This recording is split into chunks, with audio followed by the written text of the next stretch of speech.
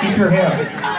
There's absolutely no reason to get upset about any of this, right? It doesn't matter. It's best to let the unreasonable opposition speak, because they manifest themselves as unreasonable, and then everyone can see it. And so that's part of the reason that you want free speech, right?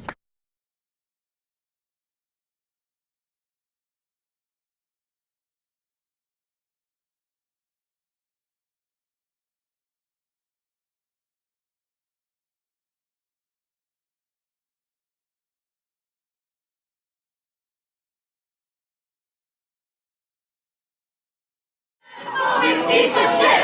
Transphobic piece of shit! Transphobic piece of shit! Transphobic piece of shit! Transphobic piece of shit!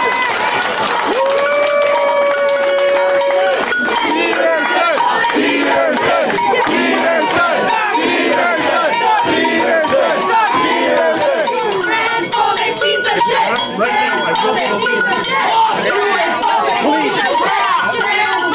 piece of shit! Against marginalized communities. Trans people do not need Piece of shit! Transphobic piece of shit! Transphobic piece of shit! Transphobic piece of shit! Transphobic piece of shit! This is where we draw the line. This is where we draw the line. This is where we draw the line. This is where we draw the line. Where we draw the line. This is where we draw the line. Let him speak. Let him speak. Let him speak. Let him speak. Let him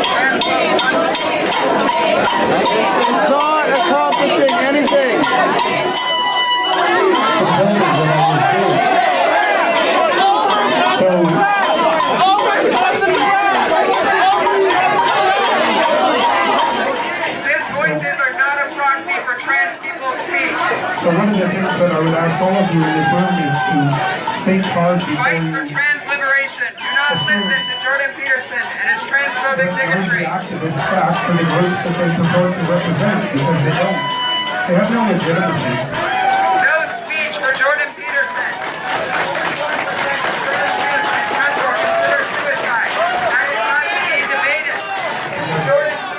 This is absolutely pathetic. You know?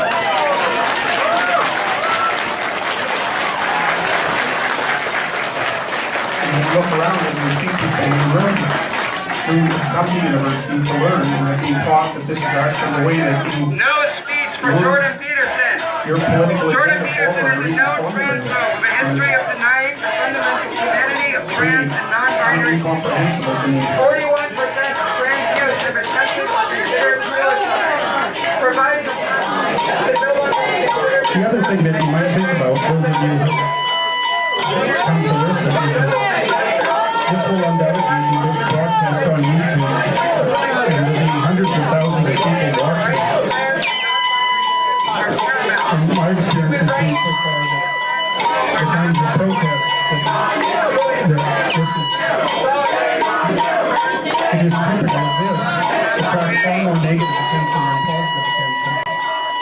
And so that's just as well. So it's not such a bad thing to let this sort of thing play itself out. Hate speech is not free speech. There's nothing about it that's the least this individual. Shame on Jordan Peterson. Shame on Overcome the Gap for providing Peterson a platform. Shame on the provide transphobic bigotry a platform. People in the activist classes, you know, they learn that they can memorize 10 rather appalling statements and learn how to make noise, but that actually constitutes a way to advance civilized discourse and to make it a positive improvement in the world. And they're being done a disservice by the educational institutions.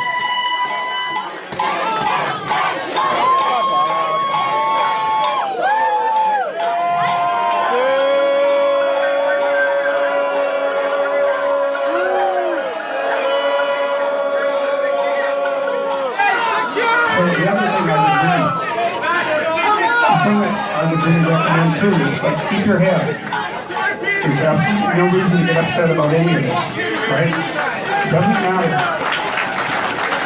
I've had a lot of chance to speak on. I'm not in any danger of being silenced. You really want to make sure that you don't let people who are causing trouble poke you and become stupid. It's a big mistake. Because a lot of people who are protesting and they're theoretically trying to make the world a better place are trying to provoke a very negative response. And you don't want to be the one to give them what they want. It's a big mistake. You know, when I was... No freedom for hate speech.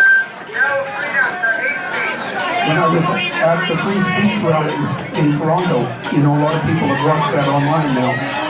And it got pretty tense. And if anybody that was there to promote free speech had made a mistake and done something aggressive or violent and having to be filmed and broadcast on YouTube, all of this would turn out very differently.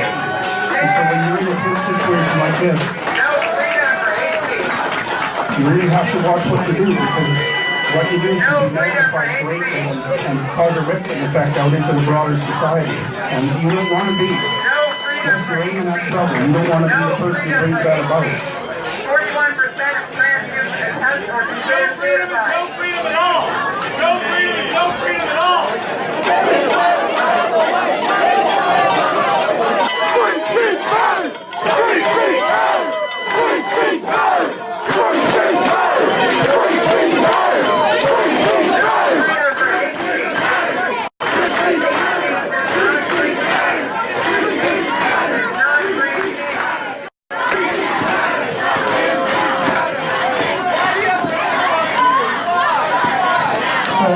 The other thing to think about is that none of the other panelists came, so they were intimidated into cannot participate because of your reputation. But There was no organized harassment campaign. There was no organized harassment campaign. Their public information. Go home, Peterson. Go home. We did not leak their public information. shut down. It isn't shut down at all, because like I said, it's going to be publicized everywhere. You are not a victim. You are not a victim. You are not a That's victim. true. I'm not You are not a victim. You are not a victim. Once you start to regard yourself as a victim, you look for a perpetrator. And as soon as you look for a perpetrator, you look for someone that it's okay to hurt. That's really not a good thing.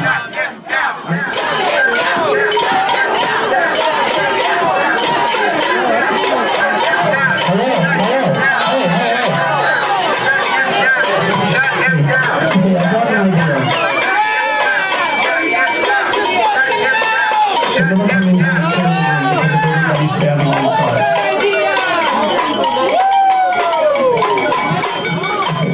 So what I would recommend, perhaps, is that all of you who want to hear me talk, leave, go outside, and I'll come outside and talk to you.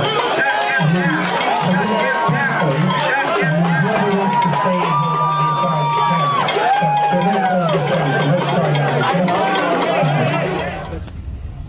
If you're faced by unreasonable opposition, it's best to let the unreasonable opposition speak, because they manifest themselves as unreasonable, and then everyone can see it. And so that's part of the reason that you want free speech, right? Is you want people... I think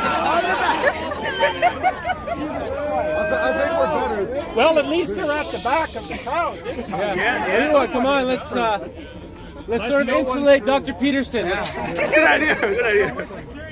Security's not helping. No, and security can't help, you know, because no matter what... This is not their job. Well, and no matter what they do, they're wrong. Right. If they let things go on, then they're wrong. And if they intervene and they cause trouble for any students, no matter who the students are or what they're doing, they're wrong then too. So... Shut the fuck up! No, guys, don't shout the guys, don't get in fight. Okay, listen. He's just about hoarse. That's true. He's going to take care of himself soon enough. All right, so I can tell you a little bit about why I was opposed to Bill C-16. And there's a variety of reasons. I think the most important one is that it's the first piece of Canadian legislation that's ever been put forward that actually requires people to use a particular set of words. Now, there is other legislation that does govern to some degree what you can't say. So, for example, you can't incite a crime, and that's perfectly logical. It's a reasonable restriction on free speech. But we've never had a piece of legislation ever that would require you to use a certain kind of vocabulary. And regardless of what that vocabulary is, and the fact that it happens to be about transgendered terminology, hypothetically, is almost beside the point, as far as I'm concerned. You know, this all focused on this particular issue, and it had to focus on some issue. But this isn't the issue that's at the bottom of it.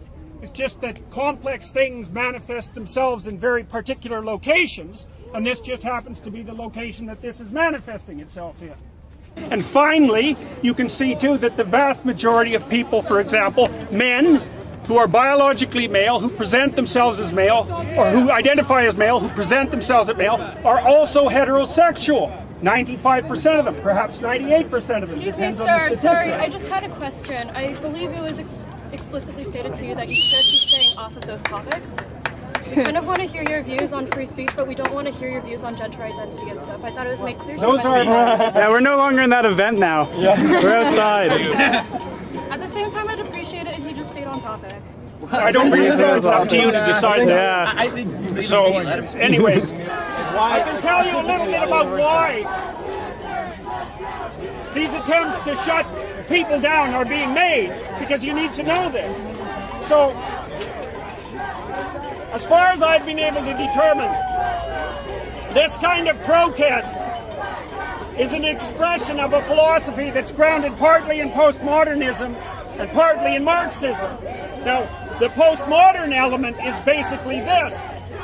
There's no such thing as genuine individual identity. What there is group identity. And you, like it or not, only have the interests of your group. And the whole world is nothing but a battleground between groups of different interests. There's no dialogue.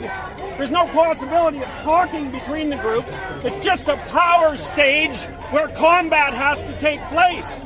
And so the reason that speakers with whom the radical postmodernists and the Marxists don't agree are denied a platform is because those people do not believe from a philosophical position that dialogue can bring consensus. And all that's left if you forego that particular principle is this. And this is only where it starts. You know, the fact is that you're all pretty damn civilized. And thank God for that. Because if there were enough fools in the crowd, especially those who are intent on violence, this would turn out very differently. Right. And we do not want to go down that pathway. It's a big mistake. We've been down that pathway many, many times. The question was, had we called the police and had them removed, would have that been a failure? And I think the answer to that is, there's no point in it. Right? There's no reason to assume that this is a bad thing. It's noisy and it's annoying, but that's fine. You gotta let things, you gotta follow what you believe to be true, right? and don't worry about it, and then let things happen and see what happens, because it's perfectly possible that if you're trying to do the right thing, and you're trying to speak properly, that whatever happens around you is a partial consequence of that, and that it's a good thing. So we'll see. We'll have weeks after this event to analyze its consequences, and so far, all of those of you that are there to listen to me talk, you're peaceful and reasonable, and you got a chance to show that to hundreds of thousands of people. So good. This is a good thing, not a bad thing. How do we get these people to understand the dialogue? How do we get these people to understand that dialogue leads to consensus? You cannot make people who don't listen. You can't. They have to decide to listen on their own. But you do that by listening. You show them. You engage in dialogue yourself and consensus among you. You do it by example, because there's no getting through this. It's an ideological wall. And the harder you push against it, the larger it'll become. Don't worry about it. But don't get pushed around, and don't let people indoctrinate you. And so the other thing you have to do is if you stand for reason and you want education, is organize yourselves that way and tell the administration, right? So now say what you have to say. And in classes where people push doctrines on you, get your damn arguments together and push back. But you have to be more articulate and more well-read and better educated than the people against whom you're pushing. But that's your job at the university, is to become articulate. And there's nothing more powerful than someone who is articulate. No one ever says that at the university. It's true. You go into libraries and read great people. Write so that you learn how to think, and talk so that you learn how to speak. It'll make you unbelievably powerful. And that's what university is for. I can't understand why you're not told that. Nothing more powerful than articulate speech. Nothing.